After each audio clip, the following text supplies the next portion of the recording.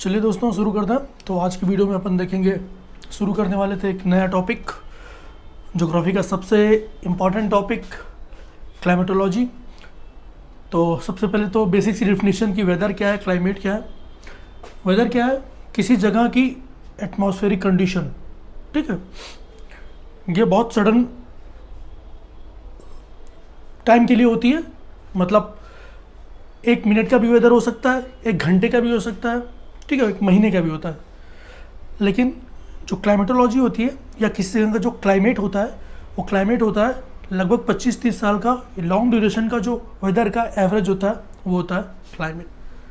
ठीक है, हम क्लाइमेटोलॉजी में देखेंगे कि बेसिक शुरुआत कहाँ से है क्लाइमेटोलॉजी में। आज की वीडियो में हम देखेंगे कंपोजिशन ऑफ एटमॉस्फेयर। ठीक है, कि एटमॉस्फेयर बना किससे है। सारा जो क्लाइमेटोलॉजी है वो इसी के इर्द गिर्द घूमता है, एटमॉस्फेयर के, इंसुलेशन के, ठीक है, मूवमेंट ऑफ अर्थ के, रिवोल्यूशन रोटेशन ऑफ अर्थ के, इंसुलेशन के, एल्बिडो के। तो सबसे जो होता है ना, बेसिक से कहाँ से शुरू करना है अपन को, तो कंपोजिशन ऑफ एटमॉस्फेयर देखेंगे, फिर देखेंगे structure of atmosphere. Composition of atmosphere में अपन क्या देखेंगे, सबसे पहले गैसेस देखेंगे, ठीक है, फिर वाटर वेपर देखेंगे और एरोसॉल। मतलब एटमॉस्फेयर के जो कंपोनेंट हैं वो 3 है मेनली, जिसको अपन ने पढ़ना है। उसमें गैसेस पढ़ना है, एक वाटर वेपर पढ़ना है, तीसरा एरोसॉल डस्ट पार्टिकल वगैरह पढ़ना है, ठीक है, पार्टिकुलेट मैटर वगैरह। फिर अपन देखेंगे structure of atmosphere. Structure of atmosphere में 2 चीज़ सबसे मतलब पढ़नी है बहुत सही से। एक है टेम्परेचर। टेम्परेचर कहाँ पे? एटमॉस्फेयर में, एटमॉस्फेयर की डिफरेंट लेयर में टेम्परेचर का वेरिएशन, कैसे टेम्परेचर घट रहा है, बढ़ रहा है, फिर घट रहा है, ये देखेंगे। फिर देखेंगे होमोस्फेयर, हेट्रोस्फेयर, मतलब केमिकल कंपोजिशन की जो तीनों लेयर है, ये ट्रोपोस्फेयर, स्ट्रेटोस्फेयर एंड मेसोस्फेयर, ये होमोस्फेयर है, सेम तरह के। होमो मतलब समझ ही रहे हैं। फिर हेट्रोस्फेयर में चेंज होते हैं इनके आयंस पार्टिकल। तो 2 चीज़ स्टडी करेंगे अपन क्लाइमेटोलॉजी में आज, composition of atmosphere, structure of atmosphere. तो शुरू करते हैं कंपोजिशन ऑफ एटमॉस्फेयर से। ठीक है,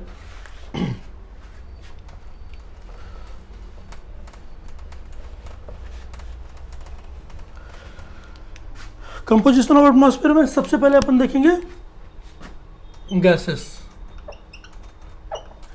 गैसेस में भी जो सबसे ज़्यादा इंपॉर्टेंट गैसेस है वो देखेंगे। सबसे पहले उसमें क्या अपन क्या लिखेंगे, नाइट्रोजन। ठीक है, नाइट्रोजन, ऑक्सीजन, ऑर्गन और CO2, ये मेन गैसेस हैं। ठीक है, और भी जो लेसर अमाउंट में है, माइन्यूट अमाउंट में कुछ गैसेस प्रेजेंट है, वो भी लिख देता हूं मैं। तो क्रिप्टॉन, जिनॉन, नियॉन, हीलियम भी लिख लीजिए। ठीक है, क्रिप्टॉन, नियॉन और क्या थी, जिनॉन और हीलियम। ठीक है, ये है मेन जिसको हमने पढ़ना है।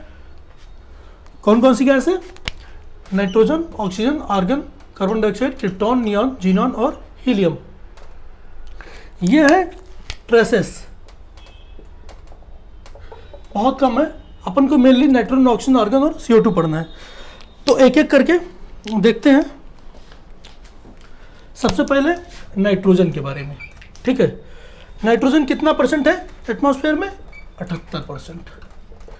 ठीक है, अब जब हम कोई गैस पढ़ते हैं, क्यों पढ़ रहे हैं, या एटमॉस्फेयर में इस गैस का क्या रोल है, क्या सिग्निफिकेंस है, तो सबसे पहले देखेंगे ये एक इनर्ट गैस है। नाइट्रोजन एक इनर्ट गैस है। 2 खास बात है नाइट्रोजन की, ठीक है, जो पूरे क्लाइमेटोलॉजी में आपने पढ़ना है। ठीक है, और कंपोजिशन पढ़ रहे हैं तो गैस की खासियत भी पढ़नी है। तो सबसे पहले नाइट्रोजन की खास बात है, यह है इनर्ट गैस, ये इनर्ट गैस। ठीक है, और दूसरा, ये कंट्रोल करता है रेट ऑफ कंबस्शन को। क्या करता है? कंट्रोल करता है रेट ऑफ कंबस्शन को। मतलब कि कंबस्शन क्या होता है, जब कोई चीज़ जलती है उसकी ज्वलनता, ज्वलनशीलता जो भी हो, मतलब उसको कंट्रोल करता है।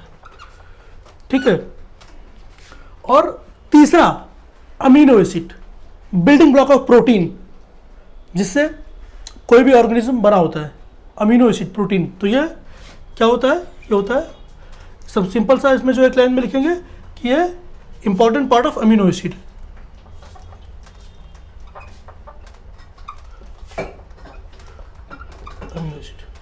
ये अपन को पढ़ना है नाइट्रोजन के बारे में। 3 चीजें, इनर्ट गैस है, कंट्रोल करता है रेट ऑफ कंबशन को, और important part of amino acid है। दूसरा जो गैस अपन को पढ़ना है वो है ऑक्सीजन। ऑक्सीजन के बारे में खास बात क्या है कि जिंदा रहने के लिए ऑक्सीजन जरूरी है, ठीक है। इसकी सबसे इंपॉर्टेंट बात यही है, किसी चीज़ को जलने के लिए भी ऑक्सीजन चाहिए, ऑक्सीडेशन होने के लिए, और लिविंग बीइंग को सर्वाइव करने के लिए भी ऑक्सीजन चाहिए। तो रिक्वायर्ड फॉर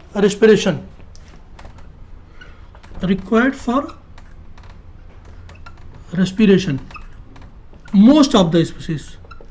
जरूरी नहीं है सब, क्योंकि एनारोबिक बैक्टीरिया भी हैं, समझ रहे हैं। एरोबिक क्या होते हैं, जिनको ऑक्सीजन चाहिए, एरोबिक। एनारोबिक जो ऑक्सीजन के एब्सेंस में भी अपनी लाइफ चला सकें, ठीक है, उनका प्रोसेस लाइफ साइकिल चलती रहे, वो एनारोबिक होते हैं। तो require for respiration most of the species, most of the organism, not all, याद रखिएगा, सभी नहीं होंगे, ठीक है। और दूसरा, इसमें एक चीज़ ये याद रखिएगा, कोई भी जिससे पूछ लेता है ना कि ऑक्सीजन क्या तब से बनी सबसे अर्थ थी, नहीं, ये इनिशियल फॉर्म में अर्थ के ऑक्सीजन नहीं था। तो एक स्टेटमेंट कभी ये भी पूछ सकता है कि जो इनिशियली अर्थ एब्सेंट ऑक्सीजन, ठीक है,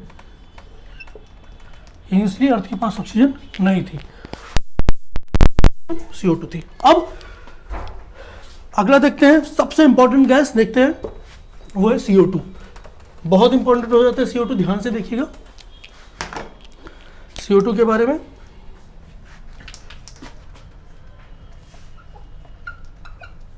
ठीक है, ये अपना CO2 के बारे में क्या है, सबसे इंपॉर्टेंट है गैस लाइफ के लिए, सबसे इंपॉर्टेंट, ऑक्सीजन से भी ज्यादा इंपॉर्टेंट है। क्यों बताइए, सोचिए जरा, ठीक है, most important gas for life, और फोटोसिंथेसिस मतलब कार्बन फिक्सेशन, ठीक है, कार्बन फिक्सेशन, और ग्रीन हाउस गैस, इन तीनों के लिए सबसे इंपॉर्टेंट है CO2। लाइफ के लिए क्यों इंपॉर्टेंट है भाई, प्लांट है, प्रोड्यूसर्स हैं, सनलाइट CO2 प्रोवाइड करेंगे, फूड कंज्यूमर्स के लिए, ठीक, और ऑक्सीजन मतलब प्रोड्यूसर्स फूड भी प्रोवाइड कर रहे हैं कंज्यूमर के लिए। कंज्यूमर समझिए ना आप, जो भी उन पर डिपेंडेंट है, primary secondary tertiary human beings वगैरह जैसे, क्योंकि प्रोड्यूसर पूरे अर्थ पे सिर्फ एक ही है, समझ रहे हैं, प्लांट है, कंज्यूमर बहुत सारे हैं। तो और वो उसके लिए क्या चाहिए, उसके लिए CO2 चाहिए और सनलाइट चाहिए, ठीक है, ठीक है। CO2 और सनलाइट तब होता है फोटोसिंथेसिस और बनेगा फूड, बाई प्रोडक्ट में निकलता है ऑक्सीजन, जो कि ऑर्गेनिज्म लेते हैं और अपनी आगे लाइफ कैरी ऑन करते हैं। फिर हीटिंग क्या करता है, ट्रैप करता है जो अल्ट्रावायलेट रेडिएशन होती है और अर्थ को रहने लायक बनाता है, ठीक है। ये बहुत इंपॉर्टेंट है, तीनों पॉइंट याद रखिएगा। मोस्ट इंपॉर्टेंट गैस आती है ये। अब एक चीज बताऊं आपको, CO2 कितना एटमॉस्फेयर का, सिर्फ 0.003%, ठीक है। ये सिर्फ इतना कंस्टिट्यूएंट है, सिर्फ 0.004% बढ़ गया है तो हालत खराब हो गई है। ये आप ग्राफ देखे ही होंगे NCERT में।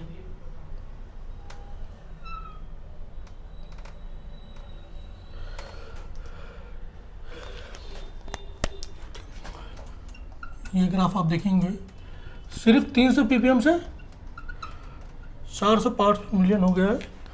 यहाँ पे हल्का सा बढ़ा था, ठीक है, 15वीं शताब्दी के आसपास।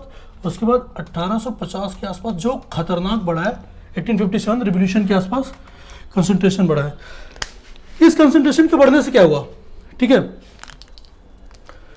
इस कंसंट्रेशन के बढ़ने से क्या हुआ कि ग्लोबल वार्मिंग बढ़ने लगी, ग्रीन हाउस इफेक्ट बढ़ने लगा। ग्रीन हाउस इफेक्ट बढ़ने के साथ साथ देखिए कार्बन है जो ये ग्रीन हाउस या ग्लास इफेक्ट है, इसके फ़ायदे भी हैं। इसके फ़ायदे ये हैं कि जैसे एग्रीकल्चर, हॉर्टिकल्चर, इस सब में इसके फ़ायदे देखने को मिल जाते हैं। लाइफ अर्थ पे पॉसिबल हुई। लेकिन अब जितनी रेट से कंबशन हो रहा है ना, कार्बन फ्यूल्स, फॉसिल फ्यूल्स, ये सब जो बर्न हो रहे हैं, जो कंबशन हो रहा है, उस कंबशन के साथ साथ अब जो बढ़ रहा है ना, उससे फ़ायदा कम नुकसान बहुत ज़्यादा है। समझ रहे हैं? तो क्वेश्चन में क्लाइमेटोलॉजी में देखिए, मैं इसको इसलिए इसका ग्राफ बना लिया, ये डायरेक्ट पूछा गया है। सिर्फ 0.01% कार्बन डाइऑक्साइड बढ़ी है। समझ रहे हैं? तो टेम्परेचर 1.5 डिग्री सेल्सियस बढ़ गया। आप सोचिए अगर यही थोड़ा 0.067 से बढ़ जाए तो क्या होगा। और हमारा क्या है कि मतलब जो ह्यूमन कन्वेंशन क्या है कि 2 डिग्री सेल्सियस ज़्यादा नहीं बढ़ने दे सकते हैं भाई, क्योंकि होगा क्या, अब सिंपल सा है, जब ये कार्बन डाइऑक्साइड बढ़ेगी ना तो क्या होगा, ग्रीन हाउस इफेक्ट बढ़ेगा, फिर मेल्टिंग ऑफ ग्लेशियर होगा। जो ग्लेशियर मेल्ट होंगे तो रिवर का है ना वाटर बढ़ेगा, समुद्र में जो ओशियन में वाटर है वो बढ़ेगा। तो जितनी कोस्टल सिटीज़ हैं, जितने जैसे मालदीव वगैरह, ये डूबने लगेगा, चेन्नई डूबने लगेगा, मुंबई डूबने लगेगा।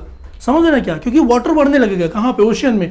इसीलिए क्वेश्चन इसमें भी बहुत कई बार पूछा गया है, ग्लोबल वार्मिंग और क्लाइमेट चेंज पे भी। तो एक बार आपको बस छोटा सा बता देता हूँ। अब CO2 बताया हूँ क्योंकि आगे फिर उतना डिटेल में होगा नहीं। एक ग्लोबल वार्मिंग और क्लाइमेट चेंज बता देता हूँ, ठीक है।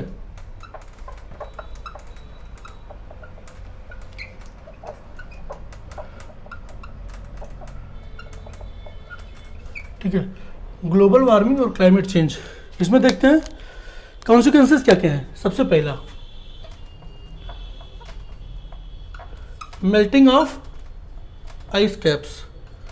ठीक है, मेल्टिंग ऑफ आइस कैप्स, इसमें क्या होगा, आइस मेल्ट होगी, सी लेवल का राइज बढ़ेगा, कोस्टल फ्लोडिंग होगी। Rise in sea level, coastal flooding होगी। ठीक है, फिर एक्सट्रीम, अगला इसी में देखिए, मेल्टिंग ऑफ आइस कैप्स हो गया। क्या क्या होंगे ग्लोबल वार्मिंग के, CO2 बढ़ेगा जब एटमॉस्फेयर में, तो melting of ice caps one of the reason. एक ये लीजिए extreme weather condition,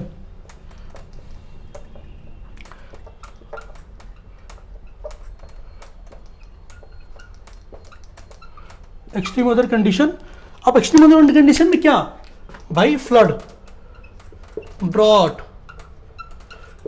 desertification, heat wave, और एक वो अभी जो चलने लगा है क्या बोलते हैं, dust storm.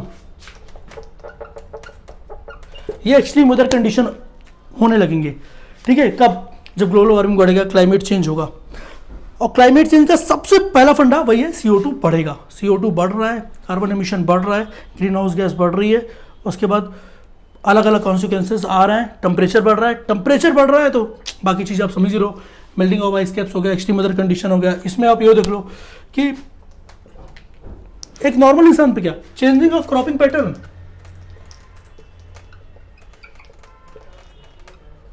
Changing of cropping pattern, crop का पूरा पैटर्न चेंज हो रहा है। जब भी बारिश होनी है बारिश नहीं हो रही है। ठीक है, कभी हीट कम है, कभी ज़्यादा है, या आप सिंपल सा आइडिया लगा सकते हो। ठीक है, और एक जो ह्यूमन पे सबसे ज़्यादा असर हो रहा है इसका, वो है ग्लोबल बर्डन ऑफ डिजीज। जब climate, global burden of disease, इसको मैं मस्त एक्सप्लेन करता हूँ, देखिएगा।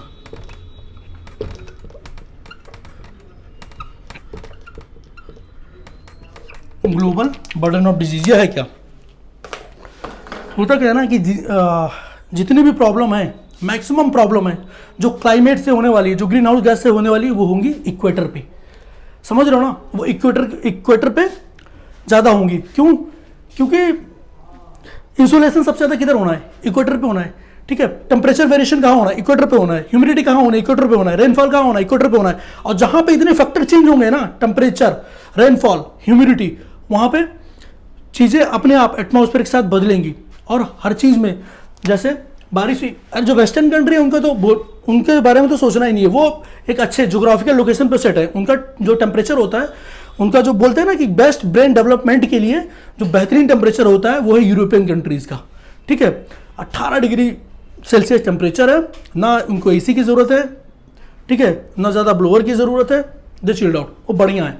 जो दिक्कत है वो ट्रॉपिकल नेशंस पे है। अफ्रीका देखिए ना, जितने भी ट्रॉपिकल नेशंस है वो गरीब क्यों है? क्योंकि उनके पास बर्डन ही इतना है। वो देखिए ना, ग्लोबल बर्डन ऑफ डिजीजेस होगा क्या, malaria, dengue, chikungunya, chicken pox, क्या क्या नहीं होता है, और हर सीजन के साथ एक नई बीमारी आ जाती है। ये क्यों हो रहा है? ग्लोबल बर्डन ऑफ डिजीजेज हो रहा है। कुछ भी होगा ट्रॉपिकल नेशन सबसे पहले सफर करेंगे, ठीक है। और बाद में सारे क्या हुआ है कि पूरा जितनी भी वेस्टर्न कंट्रीज है, फर्स्ट वर्ल्ड है, सब डेवलप हो गए। सबने दबा के 1850s में इंडस्ट्रियलाइजेशन किया, अपनी इंडस्ट्री सेट की, मैन्युफैक्चरिंग कंपनी सेट की, ठीक। अब कह रहे हैं कि कंट्रोल करो। समझ रहे हैं आप? जो डेवलप्ड है वो डेवलपिंग को बोल रहे हैं कि कंट्रोल करो। तो क्लाइमेट, मोदी जी ने क्या टर्म यूज किया था? Climate justice. समझ रहे हैं? जस्टिस किस लिए? कि भाई तुम तो डेवलप हो गए, हम कैसे करें? हमें भी तो ग्रो करना है, हमें भी तो अपनी पॉपुलेशन, इकोनॉमी, बर्डन सबको संभालना है ना। तो यह है ग्लोबल बर्डन ऑफ डिजीजेज। दुनिया भर की डिजीजेज बढ़ने लगती हैं, ठीक है। CO2 बढ़ेगा, और सबसे ज़्यादा जो सफ़र करता है, जहाँ पे सबसे ज़्यादा टेम्परेचर वेरिएशन, ह्यूमिडिटी वेरिएशन होता है, ट्रॉपिकल कंट्रीज, ठीक है। तो यह था अपना ग्लोबल वार्मिंग और क्लाइमेट चेंज का। अब ये अपन ने क्या देखा था? अभी तो एक ही फैक्टर किया, अगला आता है 3 था ना अपना इसमें कंपोजिशन में, जो कंपोजिशन था एटमॉस्फेयर का, इसमें 3 था। इसमें पहला था गैसेस हो गया। अब जो दूसरा अपन कवर कर रहे हैं वो है वाटर पेपर, ठीक है। अब अपन देख रहे हैं वाटर पेपर। तो वाटर पेपर में क्या देखना है अपन को? वाटर पेपर की खास बात क्या है? वाटर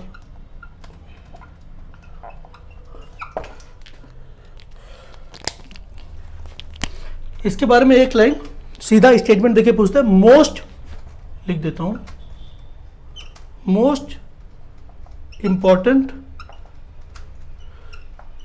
अभी तक जो गैसेस थी ना वो लगभग कांस्टेंट थी, समझ रहे हैं? ऑक्सीजन हो गया, नाइट्रोजन हो गया, ये सब हो गया, और बहुत थोड़ी थोड़ी बढ़ रही है। लेकिन ये मोस्ट इंपॉर्टेंट वेरिएबल है।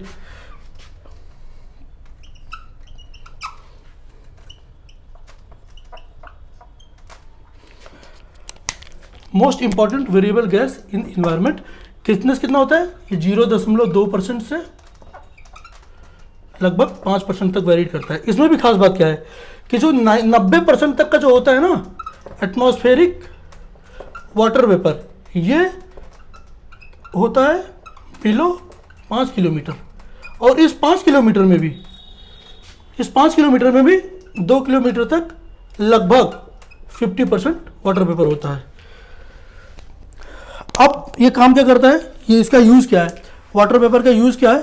तो वाटर पेपर को अगर हम सीधा समझेंगे ना कि क्यों, मतलब वाटर पेपर पढ़ते क्यों हैं, तो ये कंडेंसेशन और प्रेसिपिटेशन के लिए बहुत यूजफुल हो जाता है, ठीक है। मतलब important because condensation and precipitation depend upon amount of water vapour. जितना वाटर पेपर होगा उसी पे डिपेंड करेगा कि कंडेंसेशन कितना होगा। वाटर पेपर आप समझ रहे हो ना क्या होता है? कोई एक वाटर बॉडी है, सनलाइट पड़ी, इंसुलेशन हुआ, उसके बाद वो पेपर बन के ऊपर उठा, क्लाउड बनाया, यही वाटर पेपर। जो उड़ रहा है वही वाटर पेपर है। तो कितना वाटर पेपर होगा वो कंडेंसेशन और प्रेसिपिटेशन पे निर्भर करता है। ये जो इसकी वेरिएबिलिटी है ना, इसकी वेरिएबिलिटी ये बहुत इंपॉर्टेंट हो जाती है वेदर और क्लाइमेट के लिए, ठीक है। ये वेरिएबल सब इसीलिए यूज किया गया है। क्लाइमेट में इतनी वेरिएबिलिटी होती है ना, इसका जो वेरिएशन है वाटर पेपर का, ये बहुत इंपॉर्टेंट होता है वेदर और क्लाइमेट के लिए, ठीक है। अब आगे देखते हैं इसी में।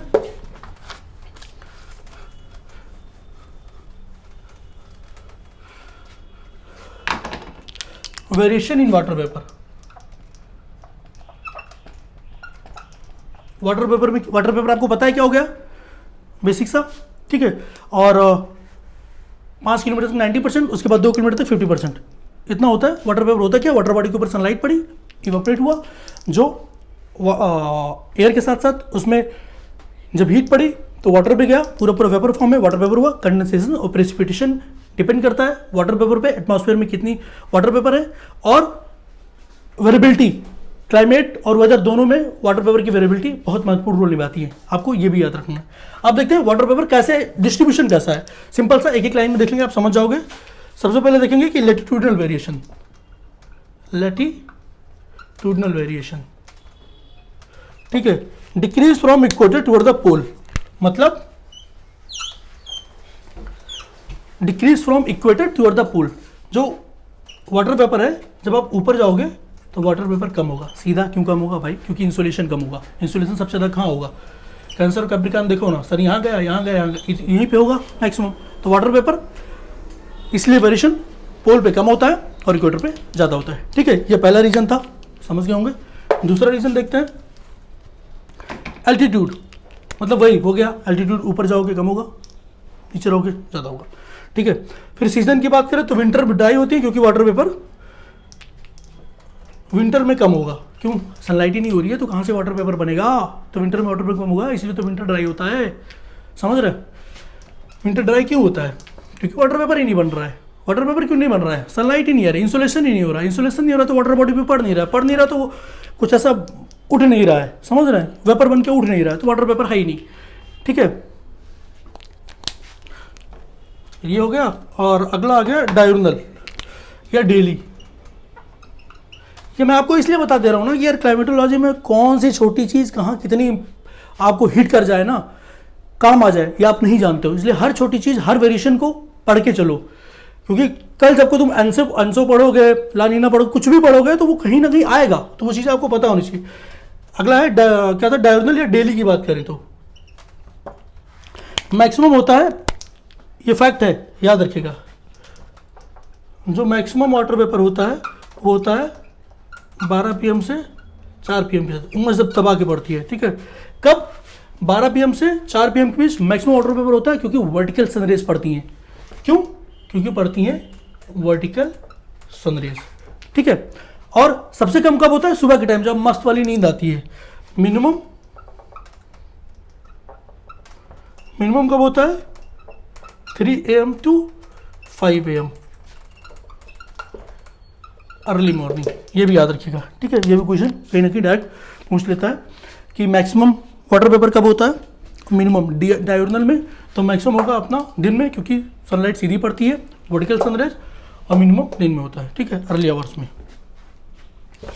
अब ये हो गया अपना वाटर वेपर। ठीक है, अब आते हैं एरोसॉल्स। अपन ने इसमें 3 देखा था। ठीक है, एरोसॉल्स या फिर डस्ट। अब एरोसॉल डस्ट को समझिए क्या होते हैं। ये एब्जॉर्ब, रिफ्लेक्ट या स्कैटर करते हैं। ठीक है, किसको? एब्जॉर्ब, रिफ्लेक्ट या स्कैटर करते हैं कोई भी इनकमिंग या आउटगोइंग, या इनकमिंग या फिर आउटगोइंग, इनकमिंग, आउटगोइंग जो रेडिएशन होती है उसको। ठीक है, ये अर्थ का हीट बजट इफेक्ट करते हैं। ठीक है, लेकिन अभी देखा गया है ना कि ये अच्छा खासा रेनफॉल के डिस्ट्रीब्यूशन में भी ठीक ठाक इफेक्ट डालते हैं। क्या इफेक्ट डालते हैं? होता क्या है, रिसेंट ईयर में ये देखा गया कि amount of aerosol due to anthropogenic activity, मतलब हम यहाँ कुछ भी कर रहे हैं, ग्राउंड, मान लो ग्राउंड है, हम यहाँ कुछ कर रहे हैं। ठीक है, चाहे एरोसॉल्स हो गया, चाहे मतलब व्हीकल का एग्जॉस्ट हो गया, या बर्निंग ऑफ फॉसिल फ्यूल हो गया। ठीक है, उसके बाद जो एरोसॉल निकलता है ना, ये होता क्या है कि ऊपर छोटे छोटे लेयर में क्लाउड के साथ मिक्स हो जाते हैं। और क्लाउड के साथ जब मिक्स हो जाएंगे ना, तो ये क्या करेंगे, ये पॉल्यूशन करने लगेंगे। ठीक है, ये पॉल्यूशन, यही एरोसॉल क्या करने लगेंगे, पॉल्यूशन करने लगेंगे। एसी फिर वही बढ़ेगा तुम्हारा, एसी ड्रेन बनेगा, पॉल्यूशन हो गया, एसी ड्रेन हो गया। फिर ग्लोबल डिमिंग आपको पता ही होगी कि मतलब छा जाते हैं, ऐसे सनलाइट पड़ती है तो पता से दिवाली की बात नहीं होता है कि सनलाइट तो निकल रहा है। अरे इसको मैं पूरा लिख देता हूँ एक बार एरोसॉल्स के क्या क्या वो हैं ये देख लीजिए। ये क्वेश्चन आया हुआ है, इसलिए मैं इसमें जोड़ थोड़ा डाल रहा हूँ। सबसे पहला तो एयर या फिर एटमॉस्फेरिक पॉल्यूशन। ठीक है, दूसरा क्या है, रेस्पिरेटरी, लंग, आई, हार्ट प्रॉब्लम। ठीक है, हार्ट अटैक वगैरह में भी बहुत सारे ऐसे केस आए हैं। इचिंग होती है, स्किन बर्निंग होती है, इसमें एरोसॉल्स कारण होता है। ठीक है, फिर आता है एसिड रेन, समझाने की ज़रूरत नहीं है, आप खुद ही समझ जाओगे। अगला आता है ग्लोबल डिमिंग। ग्लोबल डिमिंग क्या होता है? ग्लोबल डिमिंग सिंपल सा है, छा जाता है, एक लेयर बन जाती है, एरोसॉल्स की एक लेयर बन जाती है, सनलाइट इंसोलेशन अंदर आ ही नहीं पाता है, तो नीचे मतलब एक क्लाउड है, क्लाउड के ऊपर प्रॉपर एरोसॉल्स की एक लेयर बन जाएगी, इंसोलेशन अंदर नहीं आएगा, तो नीचे वो सनलाइट पहुंच नहीं पाएगी, तो ग्लोबल डिमिंग, ऐसा अंधेरा सा छाने लगेगा। ठीक है, फिर अब इस सब को रिलेट करके देखिए, एक बहुत बड़ा कारण क्या, एक बहुत बड़ा फैक्टर है जो एरोसॉल से हो रहा है, वो है फोटोसिंथेसिस में डिक्रीज। ठीक है, decrease in photosynthesis, global dimming. अब आप डायरेक्टली इनडायरेक्टली रिलेट कर लो, समझ जाओगे। ठीक है, फिर आ गया डिक्रीज इन रेनफॉल। ठीक है, क्योंकि एरोसॉल छोटे छोटे होते हैं, ये क्लाउड को अच्छे से बनने नहीं देते हैं। ठीक है, कोएलेशन कॉज कर लेते हैं। ठीक है, तोड़ देते हैं उसे, मतलब क्लाउड एकाएक बन के बरस ही नहीं पाता है। यहीं से आप रिलेट करोगे आर्टिफिशियल क्लाउड सीडनिंग की, कि AGBR कैसे यूज़ करते हैं, कैसे कैसे माइक्रोस्कोपिक न्यूक्लियाई, हाइग्रोस्कोपिक न्यूक्लियाई डाला जाता है कंडेंस कराने के लिए, क्लाउड बनाने के लिए। लेकिन जब ये एरोसॉल्स आते हैं ना, वो बहुत हो ही नहीं, छोटे छोटे रहते हैं ना, तो ये अलग कर देते हैं क्लाउड को, कंडेंस हो ही नहीं पाता है, तो बारिश में भी इफेक्ट करते हैं। वहीं पे जब AGBR वगैरह यूज़ करते हैं तो जाके वो कंडेंस करते हैं अपने साथ वाटर मॉलिक्यूल, तो वो बारिश होती है, आर्टिफिशियल रेन उसी को बोलते हैं। तो दोस्तों ये अपन ने देखा प्रॉपर की जो कंपोजिशन था तीनों, वो हमने देख लिया, कैसे क्या होता है, किसके कारण से क्या क्या गैसेस, वाटर वेपर और एरोसोल्स। ठीक है, तीनों कवर हो गया। तो अगली वीडियो में अपन देखेंगे इसके आगे का, जितना तो हो गया है, आगे देखेंगे अपन स्ट्रक्चर ऑफ एटमॉस्फेयर। ठीक है, अगली वीडियो में अपन करेंगे स्ट्रक्चर ऑफ एटमॉस्फेयर। तब तक के लिए बने रहे, प्लीज़ रिव्यू करिएगा कैसा है। Thank you.